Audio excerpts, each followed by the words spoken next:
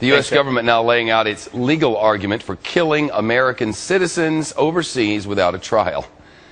But what about targeting people on U.S. soil? Can they now kill American citizens inside the country? The head of the FBI, when asked about that on Capitol Hill yesterday, stumbled around on this. Does that only apply to U.S. citizen that's overseas, or does that apply to U.S. citizen that's here as well? I'd have to go back. I'm not certain whether that was addressed or not. So that we have clarity here, he is not certain whether it was addressed, whether our government can kill our own people inside our own country. This really needs to be addressed. We can't just answer this question. No, the government doesn't kill our own people. We have a process for this. It's called the justice system. You file charges, you lock them up, you try them before a jury of their peers, and then that's how. They don't kill our own people. Judge, the question is, can they kill our own citizens inside our own country? Well, the answer, this is a question we have to ask. It's not a question that we should have to ask, and it's not a question that he should have evaded answering. I think he probably knows that the answer is no, but he doesn't want to frustrate his bosses who articulated just 2 days earlier that the answer is yes. Because at a speech on Tuesday at Northwestern University Law School, the Attorney General of the United States manifested extraordinary ignorance of the Constitution of the United States and suggested the president can kill anybody he wants outside the United States if that person is dangerous, if that person has committed crimes, and if it's impractical to arrest that person. Not in the opinion of a jury, but in the opinion of the president and some secret advisors. The Constitution says to the contrary. The Constitution says if the government wants your life or your liberty or your property, it has to articulate to a jury what law you have violated and prove its case beyond a reasonable doubt to that jury. It's called due process. Without due process, the government could take anything it wanted and kill anybody it wanted. And Attorney General Holder ought to know that. I suggest that Bob Mueller does. And the reason he evaded that answer is because he wants to keep his job. There are 535 people whose job it is to preserve the Constitution, and he is one of them. In his heart and in his head, in his character and in his intellect, in what he has done and in what he will become. The Thomas Jefferson of our day, Ron Paul, is one of us. My friends, you don't have to, you don't need to do nation building in Israel. We're already built.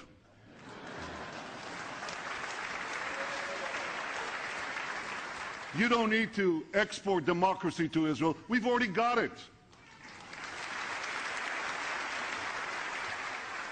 And you don't need to send American troops to Israel. We defend ourselves. Why does Israel need our help? We need to get out of their way. I mean, we interfere with them. We interfere with them when they deal with their borders, when they want to have peace treaties. We tell them what they can do because we buy their allegiance and they sacrifice their sovereignty to us. And Israel should take care of themselves. Israel has 200, 300 nuclear missiles, and they can take care of themselves. What if the widely perceived differences between the two parties was just an illusion?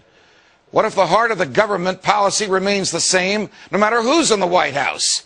What if the heart of government policy remains the same no matter what the people want? What if those vaunted differences between Democrat and Republican were actually just minor disagreements? What if both parties just want power and are willing to have young people fight meaningless wars in order to enhance that power?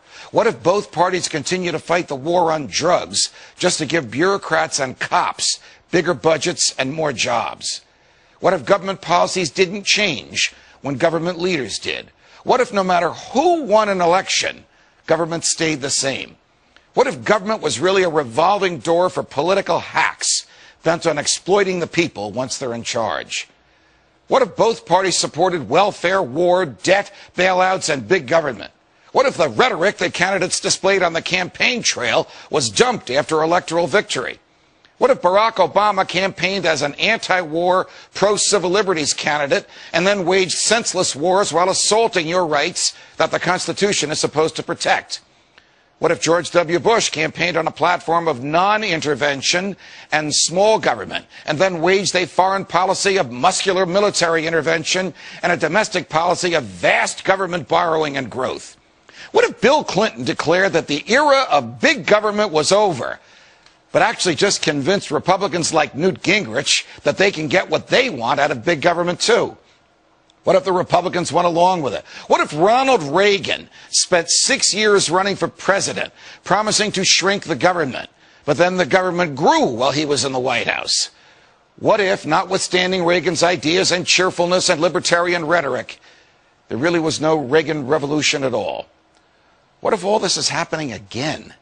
What if Rick Santorum is being embraced by voters who want small government, even though Senator Santorum voted for the Patriot Act, for an expansion of Medicare, and for raising the debt ceiling by trillions of dollars?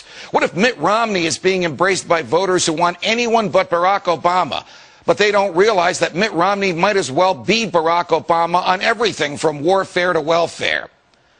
What if Ron Paul is being ignored by the media, not because, as it claims, he's unappealing or unelectable, but because he doesn't fit into the pre-manufactured public opinion mold used by the establishment to pigeonhole the electorate and create the so-called narrative that drives media coverage of elections? What if the biggest difference between most candidates was not substance, but style? What if those stylistic differences were packaged as substantive ones to reinforce the illusion of a difference between Democrats and Republicans? What if Mitt Romney wins and ends up continuing most of the same policies that Barack Obama promoted? What if Barack Obama's policies, too, are merely extensions of those from George W. Bush? What if a government that manipulated us could be fired?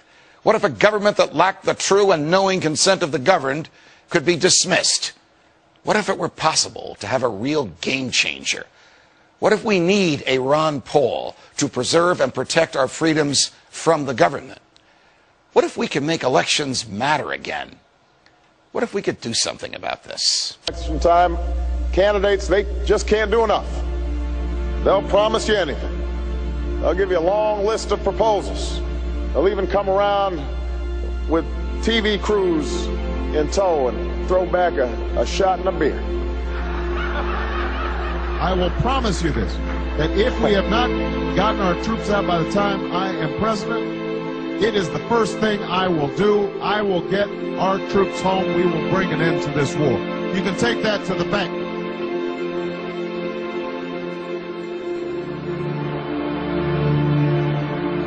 Different things that you could do early pertaining to executive orders. Right. One of them is to shut down Guantanamo Bay. Another is to change interrogation methods that are used by U.S. troops. Are those things that you plan to take early action on? Yes.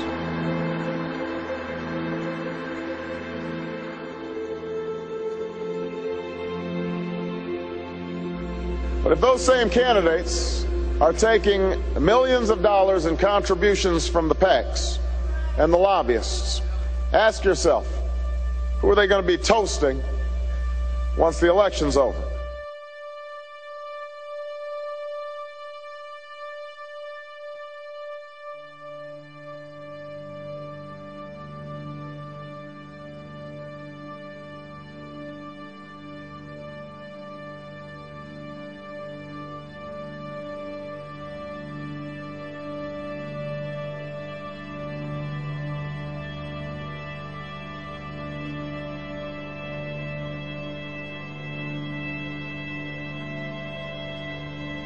You offer no change.